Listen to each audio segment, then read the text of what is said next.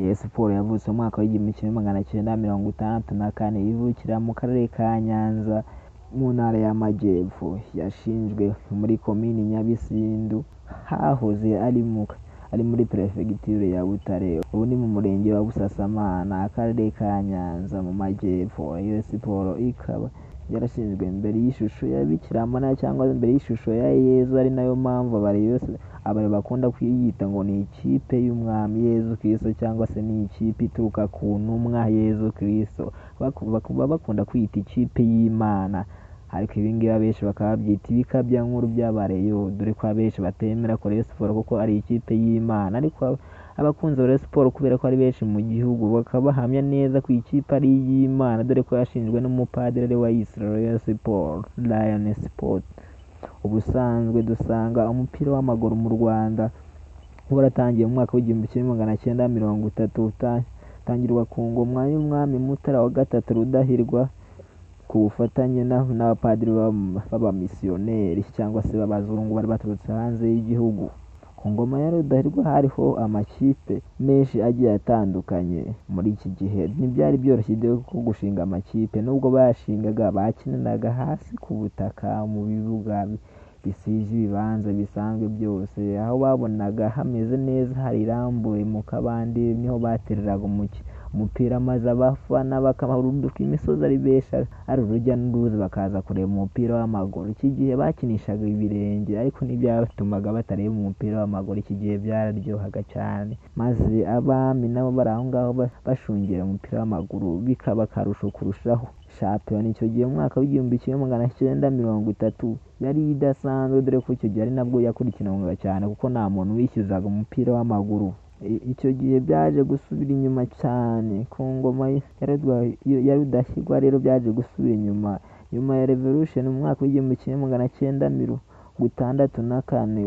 Ubwami bwahinduwe repubulike, maze nyuma ya repubulika nibwo amakipe menshi yatangiye kuvuka. Mu Rwanda ku ikubitiro hahise havuka ikipe ya komini Kiyovu mu mujyi wa Kigali, rero bitaga Kiyovu Sport y'ubu ngubu. Hahise havumbuka n'indi kipe yitwaga komini Nyabisindu mu karere ka Nyanza, hahita havuka n'indi kipe yitwa komini Astridi Butare, ariyo yitwa ubu ngubu Mukura Victory Sport. Sizo gusa, havutse n'andi makipe menshi agiye atandukanye tutabashe kurondora amazina yayo, kuko habaye amakipe menshi yahanganiraga muri shampiyona y'u Rwanda. Aya makipe muri iki gihe yaje gukundwa karahava cyane, dore ko abantu bakundaga football ku rwego rwo hejuru, ari ibintu bari batangiye kubona mu Rwanda bidasanzwe. Maze ikipe ya Rayon Sports yari ivutse icyo gihe ntiyakundwa cyane nk'uko bari babyiteze, dore ko yari ikipe ikomoka ibwami. Bituma mu mwaka w'igihumbi kimwe magana cyenda mirongo itandatu na kane wari perezida w'urukiko rw'ikirenga cyangwa se urukiko rwa Repubulika y'u Rwanda, bamwitaga Murego Donati, yahise ashinga ikipe idafite ikintu na kimwe iharanira cyangwa se idafite ikintu na kimwe ishingiyeho, dore ko nk'uko musanzwe mubizi Rayon Sports kugeza na n'ubu nta kintu na kimwe ishingiyeho, nta hantu na hamwe ifite ikura amafaranga nk'izindi kipe zikura amafaranga mu turere, mu mujyi wa Kigali ndetse mu gisirikare na polisi, bitewe n'aho ikipe yegamiye. Rayon Sports y'iki gihe mu mwaka w'igihumbi kimwe magana cyenda mirongo itandatu na kane nibwo witwa Murego Donati yahise ashinga ikipe idafite ikintu na kimwe ishingiyeho, ayita Imirasire. Maze mu mwaka w'igihumbi kimwe magana cyenda mirongo itandatu na gatanu Padiri Rugi Anoni Shanoni, iyi kipe yaje Padiri Murego Anoni Shanoni wayoboraga College Christ Louis i Nyanza. Iyi kipe ayibatiza izina rya Rayon Sports, iva ku izina Imirasire maze ihinduka Rayon Sports. Gutyo iyi kipe yaramamaye karahava cyane, itangira kugitwara ibikombe, itungura abantu benshi barayihururira cyane, maze izina Rayon Sports riramenyekana mu gihugu hose. Maze ku itariki 25 z'ukwezi kwa gatandatu mu mwaka w'igihumbi kimwe magana cyenda mirongo itandatu n'umunani, ihita iba ikipe ya mbere mu rw'imisozi igihumbi ibonye ubuzima gato, zitangira kwitwa ikipe ya mbere mu Rwanda yanditswe kwa noteri, ikipe yemewe n'amategeko mu gihugu cy'u Rwanda. Rayon Sports yarakunzwe karahava, ikundwa n'abatari bake cyane, hanze y'igihugu batangira kuyimenya. Iyi kipe maze baza kuyita Gikundiro gutya kubera ukuntu yacaga uduhigo mu bururu n'umweru bwayo, abafana hirya no hino imisozi bakayimanuka baje kureba ikipe yabo bihebeye Rayon Sports, isaro ry'i Nyanza. Iyi kipe yakomokaga aho bita muri komini Nyabisindu, maze mu mwaka w'igihumbi kimwe magana cyenda 75 Rayon Sports yatwaye igikombe cya mbere cyemewe na CAF, dore ko ariyo kipe yari inemewe mu gihugu cy'u Rwanda, yari ifite ubuzima gatozi bwemewe kuko yari yaranditswe kwa noteri. Uwo mwaka w'igihumbi kimwe magana cyenda 75 igikombe cya CAF cyemewe na CAF cya shampiyona, maze inaserukira igihugu mu mikino ya CAF Champions League. Rayon Sports yakomeje kugenda ica uduhigo tugiye dutandukanye, maze mu mwaka w'igihumbi kimwe magana cyenda 41 yongera itwara shampiyona idatsinzwe umukino n'umwe. Umwaka w'igihumbi kimwe magana cyenda 82 umwaka w'igihumbi kimwe magana cyenda 82 nk'uko nayo mbibabwiye, isohokera igihugu muri CAF Champions League, isohokana n'ikipe ya Mukura Victory Sport nyuma yo gutwara igikombe cy'igihugu, nayo icyo gihe bita bisohokereye igihugu gutyo.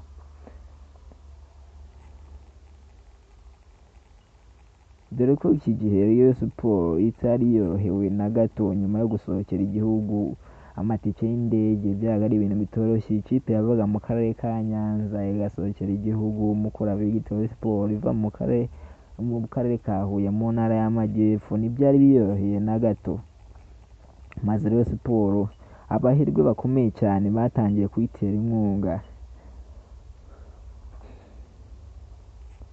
maze umuyobozi w'uruganda rwitwaga Utegisirwa nibwo yaje gutekereza ukuntu yatera inkunga ikipe ya Rayon Sports cyangwa se Gikundiro, isaro ry'i Nyanza. Ikipe Rayon Sports yatangiye guterwa inkunga n'uruganda rwitwa Utegisirwa rwatunganyaga ikawa, maze ari naho haje gukomoka izina ngo Gasenyi. Ibisigaza by'ikawa byitwaga Gasenyi nibyo byatangiye kwitirirwa iri kipe ya Rayon Sports, dore ko ikipe ya Rayon Sports yaterwaga inkunga n'uruganda rwitaga rwa Utegisirwa rwatunganyaga ikawa, hari naho izina Gasenyi na n'ubu ngubu abantu barizi. Abenshi ntabwo bazi ngo Gasenyi byaturutse ku ki, nyamara Gasenyi byaturutse ku bisigaza by'ikawa byavuga muri uru ruganda rwatunganyaga ikawa rwa Utegisirwa. Maze Rayon Sports ubwa mbere mu mateka ikura igikombe hanze mu mukino wari wabahuje na Kiyovu Sport, bakiniye hanze y'igihugu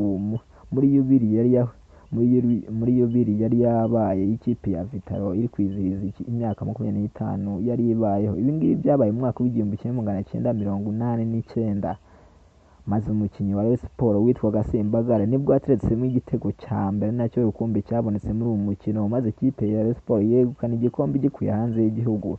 Uyu mukinnyi wa Rayon Sports witwaga Sembagare muri uwo mwaka w'igihumbi kimwe magana cyenda 90 yaje gutwara Ballon d'Or, ari nayo ya mbere yabaye mu gihugu cy'u Rwanda. Ballon d'Or ya mbere yabaye mu gihugu cy'u Rwanda yahawe umukinnyi wa Rayon Sports witwaga Sembagare.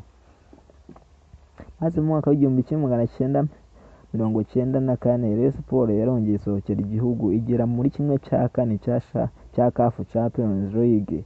Ku itariki 6 z'ukwezi kwa gatatu umwaka w'igihumbi kimwe magana cyenda 94 Rayon Sports yatsinze ikipe ya Al Ahly yo muri Sudani ibitego 4 byose kuri kimwe.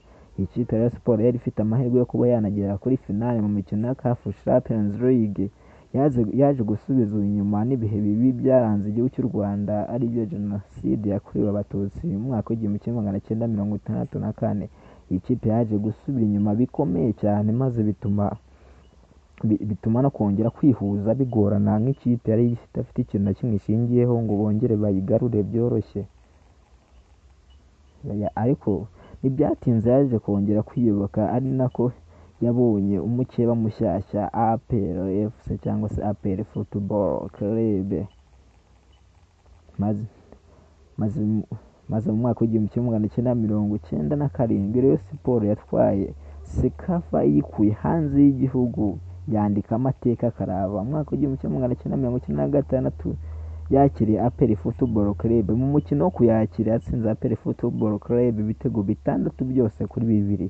Rayon Sports mu mwaka w'ibihumbi 2018 niyo kipe yonyine muri East Africa cyangwa se muri Afurika y'Uburasirazuba yasohokeye igihugu cy'u Rwanda maze igera kure mu mukino wa CAF Confederation Cup.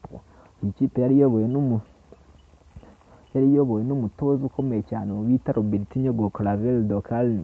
Yaje kugira muri kimwe cya kane cy'imikino ya CAF Confederation Cup nyuma y'uko ari maze gusezerera ikipe yitwa Radiant Dick yo mu Burundi yitsinze ibitego 2 byose kuri kimwe bayisezera muri Champions League. Baza guhura n'ikipe yitwaga Mamelodi Sundowns maze batsinda ibitego 2-0. Ikipe yerekeza mu mukino ya CAF Confederation Cup ari nabwo yaje gutsinda ikipe ya Costa del Sol ibitego 3 byose kuri 2. Ikomeza igira mu matsinda nibwo yaje gukora uduhigo tudasanzwe maze ikipe Rayon Sports iza gusezerera ikipe ya Yanga Africans itsinda igitego kimwe iwabo mu Rwanda baranganya ubusa ku busa. Iza gutsinda ikipe yitwa Gor Mahia igitego kimwe ahandi baranganya. Ikipe yasohotse muri iri tsinda yari irimo Gor Mahia irimo na Yanga Africans, hakaba n'amakipe akomeye ubu ngubu ku rwego rwo hejuru cyane, akaba naho bagihura n'ikipe ya Rayon Sports. Aya makipe nubwo yarakomeye ariko iki gihe Rayon Sports yari iri hejuru yabo dore ko yari ifite abakinnyi bakomeye nka ba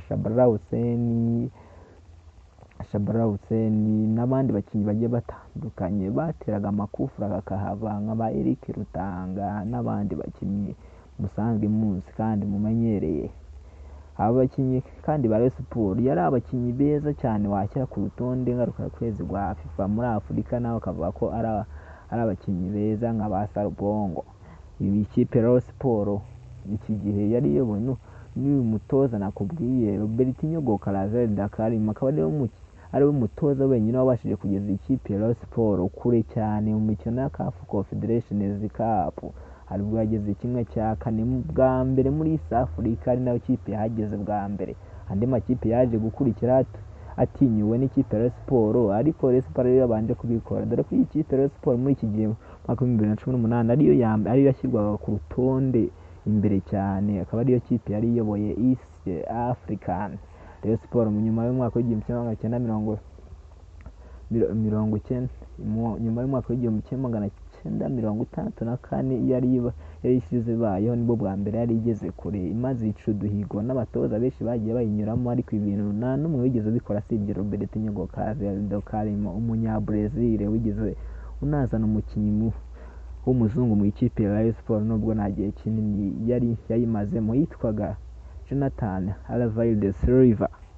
Ikipe ya Rayon Sports akaba ariyo iki gihe iyobora urutonde rwa shampiyona n'ubundi aho iri kumwe n'umutoza wayo n'ubundi Robertinho Goncalves Carvalho. Uyu mutoza wayigoye cyane kugira ngo yongere agaruke muri iyi kipe ya Rayon Sports nyuma yo kuva mu mwaka wa 2019 n'ubundi yarayisigiye igikombe cya shampiyona dore ko icyo gihe yatsindaga amakipe yose akomeye, APR nigeze mutsinda umukino n'umwe. Sinakubwira ni byinshi cyane by'uyu mutoza.